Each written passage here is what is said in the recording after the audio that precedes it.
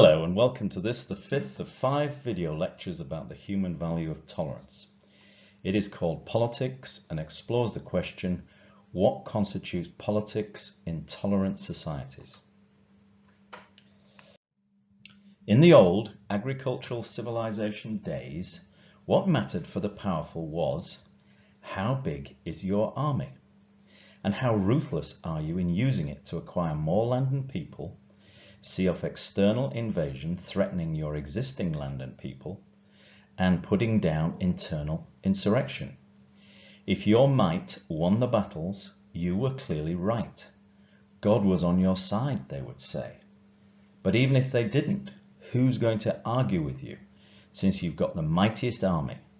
Life for rulers and would-be rulers in those days was that simple. In the West, when capitalism got going around 1800, might is right was business as usual for a while. Capitalism gets going on fossil fuels and human values, but might is right agricultural civilization politics still continues. There were the Napoleonic Wars. Europeans fight over existing land and people in Europe. At first, the French Emperor Napoleon is mighty and right because he's winning. Then he's defeated and wrong. The US is expanding with a frontier and increasing the number of people with immigration. They want more land and people. For the agricultural civilization mindset that dominated early US history, all that sparsely populated land was just aching for a bit of might is right. And as those settlers and their relatively small armies showed, a bit of industrialized might can go a long way when the indigenous population has been decimated by smallpox. There's a scramble for Africa. Europe deems Africa its frontier. They colonize land and people. Industrialized might against agriculturalists and hunter-gatherers. The agricultural civilizational mindset can't resist an opportunity like that to show that mighty, industrialized imperialism is right. If you're interested in the Africa, the book by Thomas Pakenham, Scramble for Africa, cited on this slide, is a good description of the horrors of that time. And then the last major might is right war in the West, World War I. The agricultural civilizational mindset doesn't seem quite right when it results in the industrialized slaughter of World War I. The American Civil War should have caused everyone to reason as to what would happen, but the agricultural civilization meme of might is right had prevailed for so long it was hard to give it up. After 17 million dead, the poets called World War I the war to end all wars. And in terms of old-style wars for land people in the West, it was the last major one. It was not from a standing start that reason is right begins to make its presence felt in the West. Martin Luther had started the Reformation nearly 300 years before. We're talking around about 1800 here. And the 130 years of religious wars that followed it were long ended. The scientific revolution had started after Galileo and was by now in full swing. But from around 1800, in the West, as well as might as right business as usual that we've just seen, there is something else. And life becomes complicated for all the kings, princes, barons, and now industrialists. Because, in parallel, reason is right politics gets going. Tolerance. Tolerance is one of the human values of reason is right, and that assumes the wholeness of humanity. That's a bit hard to take for an aristocrat who'd been taught to believe that they were a cut above the great unwashed because God had ordained things so, and of course, because of better breeding. But this tolerance idea takes hold. Following abolition of the ultimate intolerance, slavery, there's social reforms, working hours, are regulated, public health measures brought in, etc., etc. Okay, the aristocrat might say, fair enough if you want to abolish slavery, but freeing the serfs in my fields and letting them move to the cities, well, that's a bit much. The newly powerful industrialists howl with indignation when told that they can't use cheap child labour anymore. And why would you worry about public health, clean water and sanitation for the great unwashed, since by definition they don't need such things? But progress is a powerful force in promoting tolerance. It gets worse for the mighty. Now they might not always be right either, because the new cleaner, healthier, wealthier and educated middle classes have the temerity to demand that their voices be heard. Liberalism and conservatism develop as distinct political philosophies. Eventually, most of the aristocracy get the message and understand that times have changed.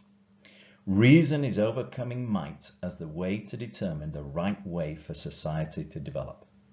And so they join in the political process and fight their corner like everyone else.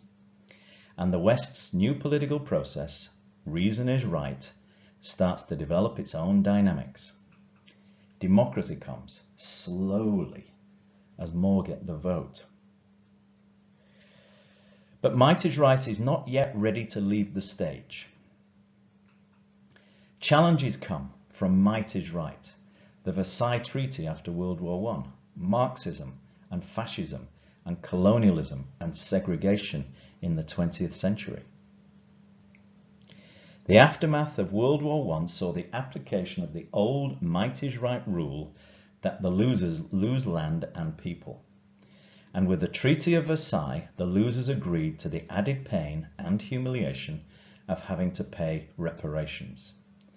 This, the Germans felt, was not right and left them mightily resentful, which proved to be fertile ideological ground when Hitler promised renewed might for the right, or master, race.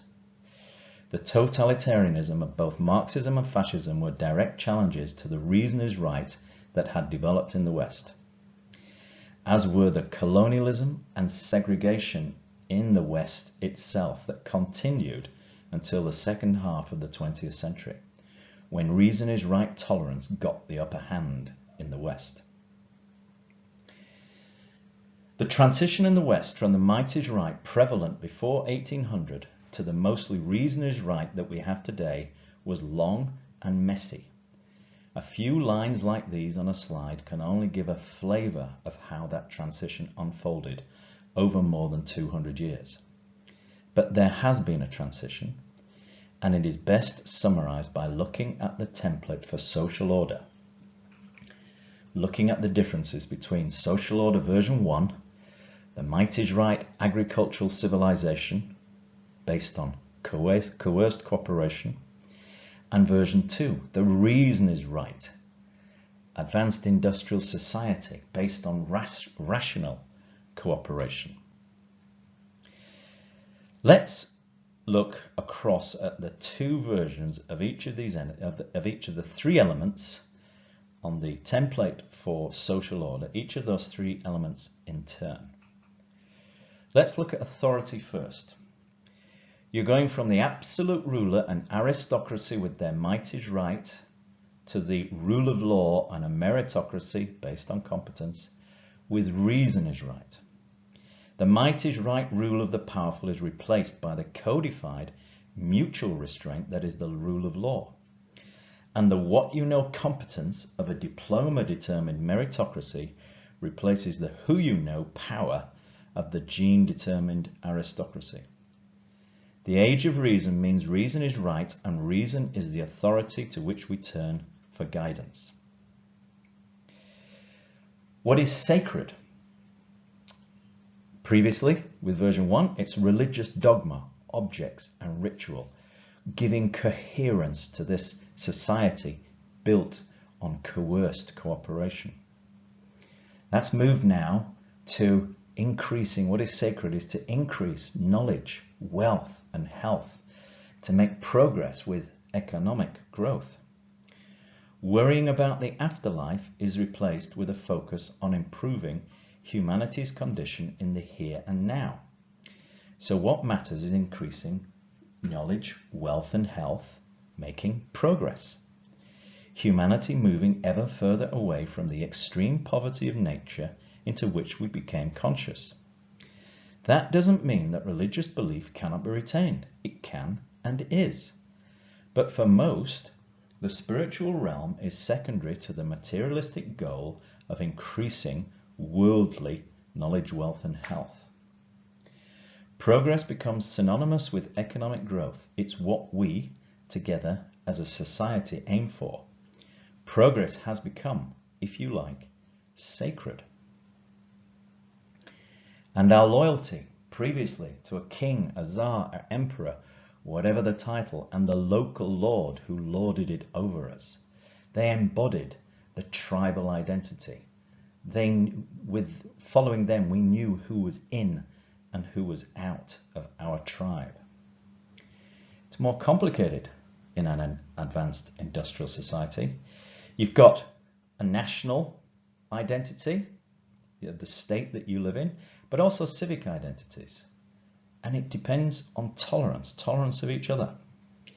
So tribal loyalty is retained to some degree with national patriotism, but civic identities proliferate as free people identify with, say, a school or college, a regiment in the military, a business enterprise like your employer.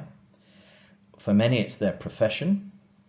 A radiologist keeps up to date on the latest developments in her field. An architect maybe socializes with other architects. Or perhaps you identify with a local sports team, a political party, a faith group, a billiards club. For many, it's their family. There are innumerable civic groups people join and identify with. And of course, people can and do join and identify with more than one. Those self-selected civic identities exercised in individual freedom of choice means there needs to be tolerance of each other's choices of loyalty. In this video lecture, we'll look into some of the topics raised in this brief description of the transition from might is right to reason is right. We're going to look at liberalism and conservatism and moral principles, the challenge from totalitarianism, and a new variation on an old challenge to our reason is right politics, authoritarianism. And we should keep in mind the question, when will this transition from might is right to reason is right be complete? Reason is right politics we call democracy. And the first thing to say about democracy is that it is not a system designed to achieve unity. It is a system designed to give a diverse population of individual minds the opportunity to reason with each other, reach a consensus where possible, make trade-offs where agreeable, and to make decisions by majority vote when necessary. The first thing that happens with such a system is that two broad political philosophies emerge. We know this because in country after country in Europe, the Americas, Asia and Australasia, whenever democracies develop, variants of this two-party system emerge. With so many results in from such diverse geographies, histories and cultures, we can declare with confidence that this liberal conservative split is natural for advanced industrial societies. So it's worth getting to understand exactly what this split is about. Liberals say that society starts with individuals and social order emerges. Free individuals make social obligations to one another, hence social order. Conservatives say the reverse. First are the social institutions, the family, the community, the faith, the nation, and so on. And then individual freedom emerges from that social order. At first sight, this looks a bit like the chicken and egg problem. Which comes first?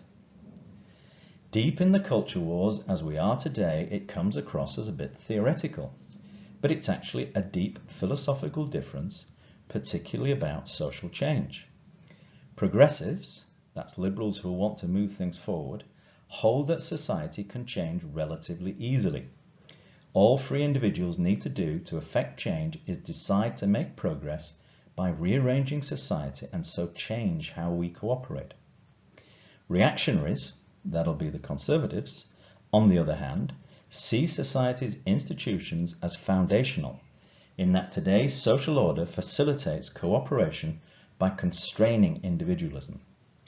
Therefore, say the conservatives, changing society is hard and should only be attempted if you are absolutely sure it's necessary. To summarize, liberals say that it's free individuals that build society, so the current social order is not much of a constraint, since free individuals can just discuss, vote, decide to change society, and then society will be changed. Conservatives, on the other hand, say that it's from society that free individuals emerge, and we should value the social stability that we currently have and be wary of attempts to change the current social order. These are two natural human viewpoints derived from the essence of the human condition, that we are individually conscious but live as social animals. Liberals stress that we are conscious individuals with free will and minds of our own. Conservatives stress that we are social animals needing social order for large-scale cooperation. The history of conservative and liberal philosophy contains surprises. For example, in the 1930s, there was economic depression in the US. President Roosevelt adopted Keynes's ideas, which became known as the New Deal. And from the 1930s to the 1970s, big government is in. It's not obvious that liberal philosophy, that of the individual, is going to embrace big government. But since the 1930s, liberals have been seen as the party of big government. Also, in the 1970s, there was what is called stagflation, which means inflation, high inflation and high unemployment at the same time. Not thought possible in the 1930s, but this happened in the 1970s. President Reagan adopted Hayek's ideas with deregulation and privatization. So from the 1970s to the 2000s, small government is in. Again, there doesn't seem to be a straight line between a philosophy of societal institutions, a big military, big law enforcement, big prisons, etc., and the idea of small government. But since the 1970s, conservatives have been associated with small government.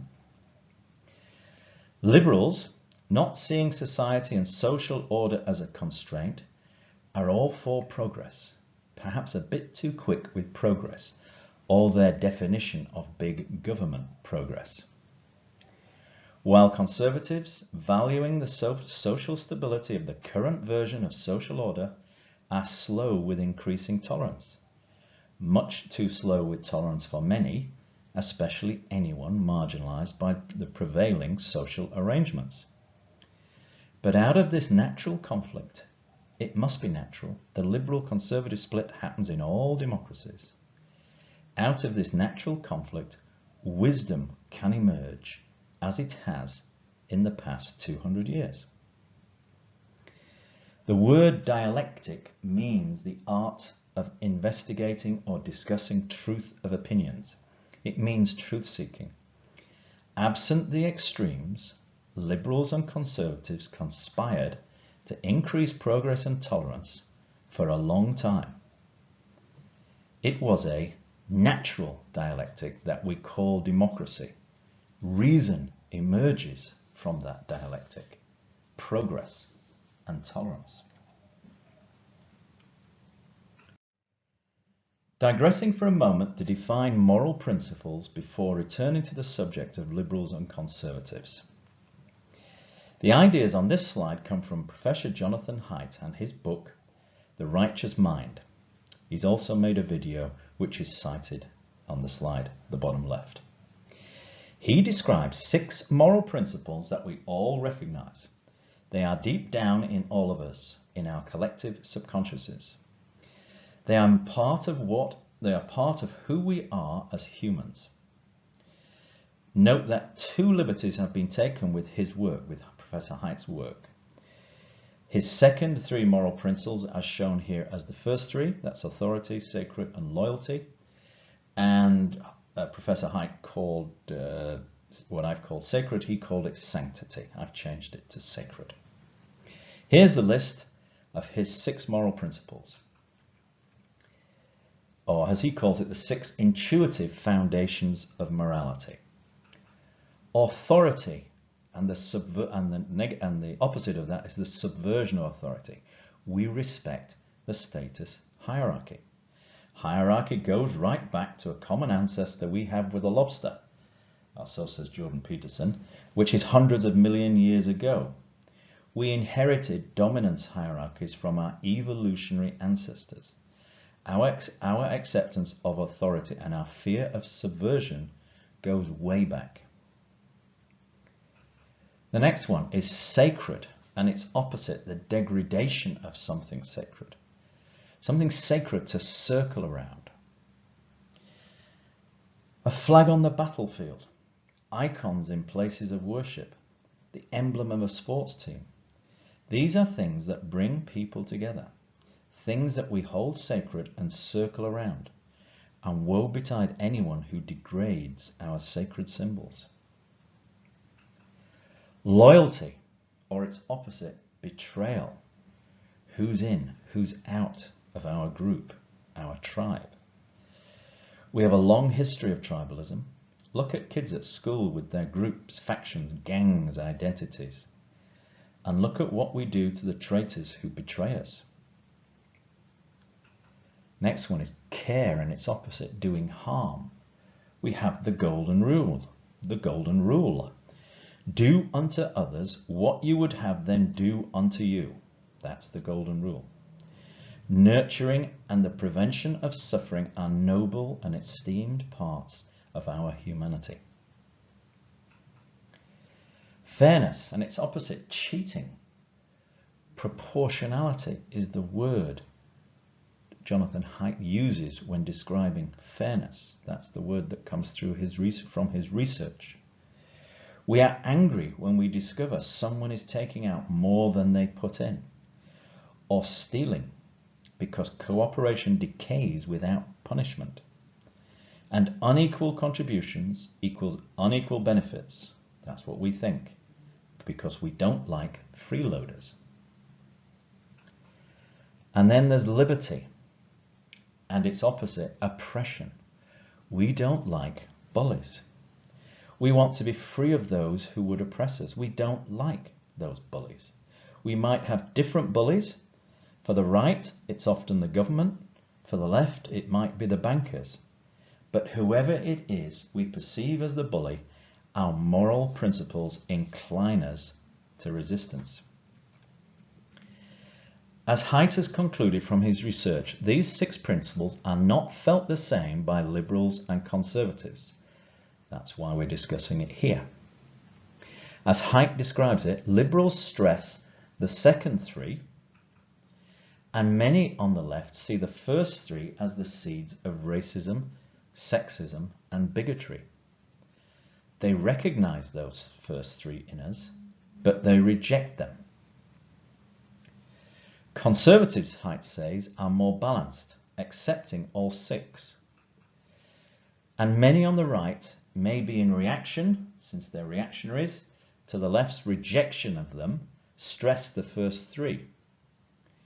So the reaction of the right so if the liberals reject the first 3, or some liberals reject the first 3, some reactionaries, some conservatives on the right are going to stress the first 3.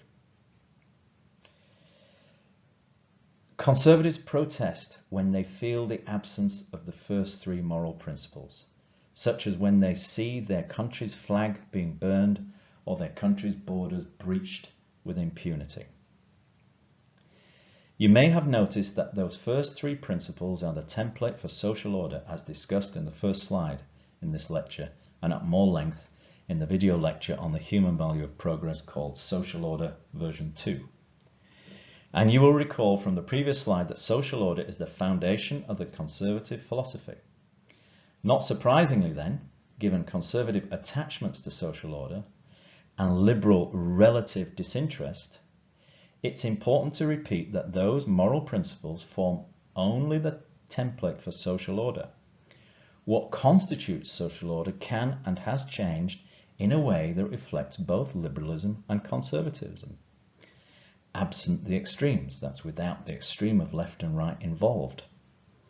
To see that, let's look again at social order version 2. Authority.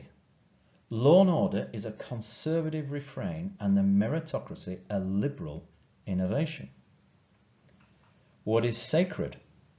Having the pursuit of economic growth as the cohering force in society is perhaps the main unifier. For liberals, the pursuit of progress is by definition progressive, and for conservatives, it is a well-established fact that economic growth is best achieved through freedom of enterprise. Conservatives might regret the downgrading of religion, but true liberals have no objection to it as individual freedom of conscience. And indeed, religion carries on for many into social order version 2 as an individual belief. Faith becomes another civic identity for version 2 social order, rather than its role as repressive dogma, providing the glue or coherence for a version 1 society. And loyalty, a classic compromise. National loyalty for conservatives as a requirement for preserving social order, and liberal freedom of choice as to how people express loyalty to their family, school, employer, sports team, faith group, or any of the many other civic identities available in a free society. One other thing that comes from our moral principles: constitutions and the separation of powers. They limit the ability of one tribe to impose its interpretation of our collective moral principles on another tribe. This is called tolerance. Moral principles are held deep down in our collective subconscious. How we interpret them are part of our deeply held beliefs. When we get together with like-minded people, we form political tribes who share interpretations of our common moral principles. The framers of the US Constitution, which is exceptional in its persistence and influence, were acutely aware that thinkers from the ancient Greeks onwards worried that democracy would turn into tyranny. Maybe a populist tyranny at first, but a tyranny nonetheless. And with good reason they worried. The seemingly popular French Revolution, which happened about the same time as the American Revolution, deteriorated almost immediately into tyranny and the Great Terror, as the victorious political tribe imposed its moral principles on others with the guillotine. So the US Constitution's framers came up with a separation of powers to try and prevent the imposition of one political tribe's version of morality on all the others. Haidt's video is well worth watching. One of his signature phrases is, "Morality binds and blinds." In other words, it binds us to those who feel and think like us, but can blind us to others. He also says that these moral intuitions come first and strategic reasoning second. This is where the idea of motivated reasoning comes from. Professor Haidt describes himself as a bit of a lefty, and his message can be seen as a plea to his fellow liberals to value those first three moral principles that are deep in all of us, and hence value social order. Maybe liberals are missing something when they downplay or ignore the human template for large-scale cooperation and breakthrough progress.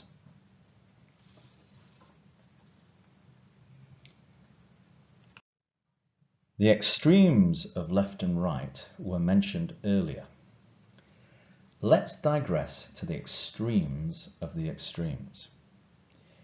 Totalitarianism can be viewed as the revival of the old might-is right to take on the West's reason is right. They take industrial societies and craft onto them the features of agricultural civilizations. Here's what it looks like using the template for social order. Marxist regimes.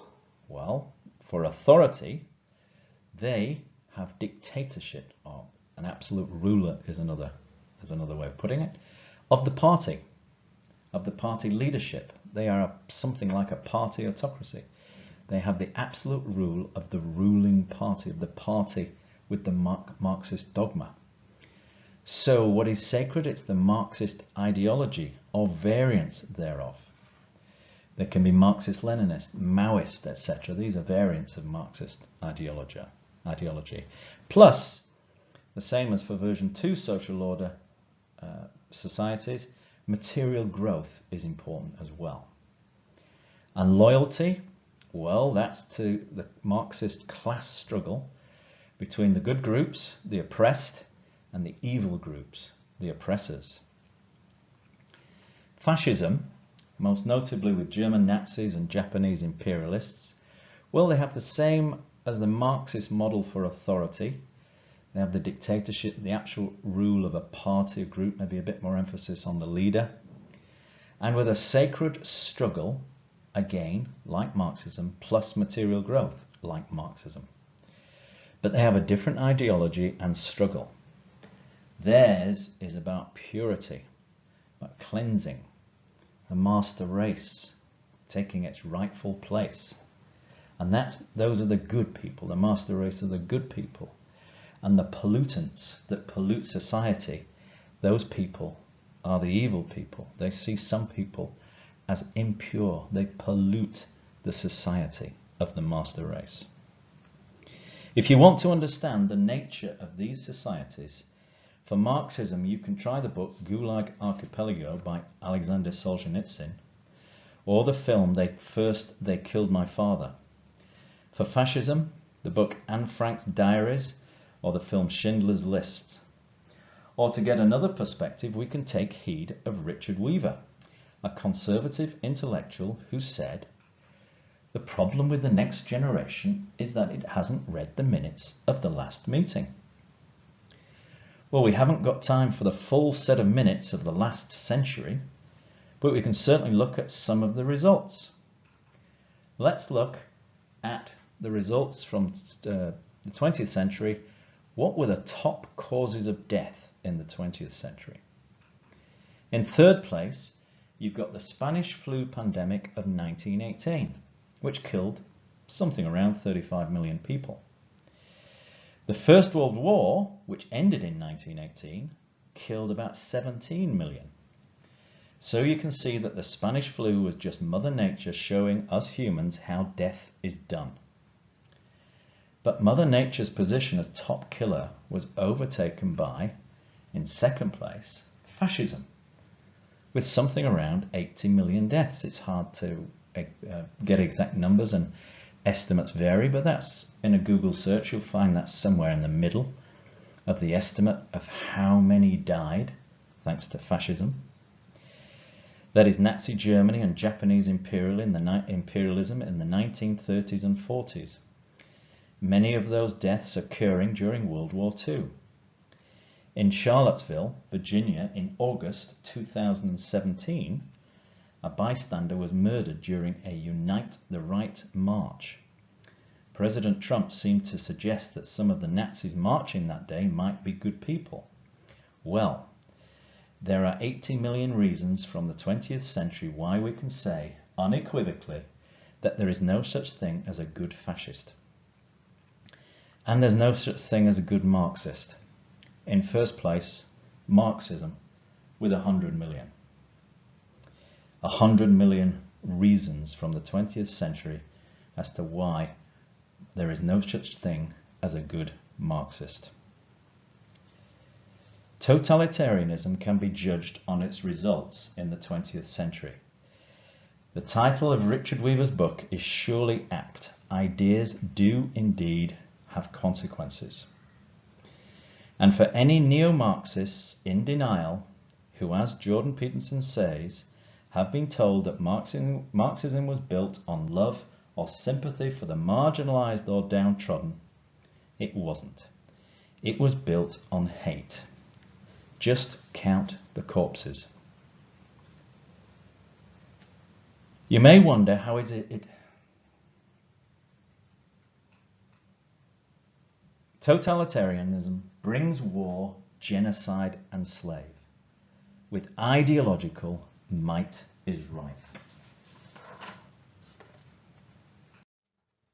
The transition from version 1 to version 2 is not complete. We still have a choice. In the West during the 20th century, it looked like a straightforward choice between becoming more and more democratic, more version 2 social order, and with reason is right, or totalitarian, which coupled industrialization with a version 1 social order, coerced cooperation, and might is right. But in the 21st century, we have more choice. There is now a third variant of social order. The standard model for society throughout history was the absolute ruler. They still exist, such as in North Korea, but they are rarer these days. Strongman rule, however, is spreading, with Putin's Russia leading the way. The spread of democracy accelerated after the fall of the Berlin Wall, but that has now gone into reverse. The 21st century has, by one count, seen 25 democracies fail, mostly becoming authoritarian. There's a strong ruler, usually referred to as a strongman rather than a dictator, and they are the head of a ruling clan. The absence of ideology means that as long as you don't get in the way of the ruling clan or go against their interests in any way, they leave you alone for the most part. Here are 3 examples of authoritarianism. Firstly is Russia, with the Siloviki forming the ruling clan. They are former or current security services people mostly. They have been described as a kleptocracy. Kleptocracy means people who steal, a state organized to allow the powerful to steal from the not so powerful. It's a very simple social segregation they have. There's those with power and those without. But if you do not affect the ruling clan's hold on power and don't have anything they want, you are tolerated. And for many, after the chaos of the post-Soviet transition, the stability the Siloviki bring is most welcome. Russia is the last European empire, and their leaders crave influence abroad, and they have an ex-superpower-sized grudge against the West. They are also the current gold standard for strongman or authoritarian rule. There are numerous imitators. The second example is the Islamic world, where a local mix of aristocracies, military-backed dictators and theocrats form ruling clans across the region. Iran has been a relatively stable theocracy for decades. Saudi Arabia is a stable, absolute monarchy backed up by a hardline religious establishment. Afghanistan defies any kind of change from tribal feudalism. The Pakistani military make a mockery of their own supposed democracy, and so on. These are strong, historically consistent political systems defying any development away from authoritarianism. And then there's China, with the Chinese Communist Party, which has now abandoned Maoist Marxism, forming the ruling clan. The Chinese Communist Party is hardwired into Chinese society through institutions, laws, and cadres. That's groups of people, that's teams. Just like the ruling clans, the emperors ran the civilizational state for millennia. Collective interest, that is unity, is the core value for the Chinese Communist Party, as it was for the emperors before them, not individual liberty. They have a corrupt mix of regular and state capitalism, which has meant social development in a few decades that took the West 2 centuries. But external restraints, Chinese Communist Party imposed on conscience, and restraints on conscience and uncorrupted enterprise and choice. There's no freedom of conscience, enterprise and choice there. The West's economic development, that is progress, over the past 2 centuries went in tandem with the development of tolerance. The astonishingly rapid economic development of China over the past few decades, without any sign of political development towards democracy, shows that economic and political developments are separate things. The Chinese Communist Party has the Great Firewall to keep the ruling clan's views dominant on the internet, a social credit system to suppress behavior which the ruling clan disapproves of, and corruption enough to keep the ruling clan's members content. By dropping its commitment to an ideological unity, embracing instead the millennia-old idea of Han Chinese ethnic unity, the Chinese Communist Party has gone from the endangered species it was after the fall of the Berlin Wall to the powerful authoritarian competitor for the West it is today. So we always have a choice. Western democracy is not something we have to continue with. There is authoritarianism or even totalitarianism. They are always ready to welcome us. With totalitarian regimes, resources are allocated by the state. The implementation of the ideology affects everyone, and suffering and death are never far away. But authoritarian regimes only take the resources they need and want. They do that through theft, corruption, and mafia-style protection rackets. You wouldn't want a visit from the fire department, now would you? Everyone else is left alone. Everyone else is tolerated. And the degree to which the ruling clan allow tolerance is purely a function of what they need to do to retain power. Authoritarian governments means industrialization plus their own hybrid social order. Some tolerance that you get in version 2, tolerance of those who are not in their way, but it's coerced cooperation for anyone else, anyone they want, anything they want. It's tolerance to the extent the ruling clan deem it to be in their interests. But most people are left alone most of the time. It's attractive if, authoritarianism is attractive if you value stability, or support the ruling clan's ideology or dogma if they've got any or are developing any, such as in Russia, or only interested in material progress. Then you can join in with the corruption and the rest, pay your protection money and maybe make some money yourself. By choosing democracy, we choose the natural dialectic of 2 political philosophies, liberalism and conservatism. That can be dispiriting. All that argument, all those slippery with the truth politicians, all that uncertainty and sometimes even instability. It makes us want for a quiet life sometimes. But over the past 2 centuries, the political competition of liberals and conservatives has been just as much a result of human values as has electricity. A normal part of the expanding of liberty with progress and tolerance. But the transition from version 1 to version 2 is not complete. We still have a choice. Thank you for watching. The next in the series, Understanding Ourselves Through Our Human Values, is the first of 3 video lectures about the human value of science. It is called Problems and explores the question, what role for science today? It can be found at www.conservatus.com, where there's reasoning that resonates. Conservatus, keep safe, intact, save from danger our human values.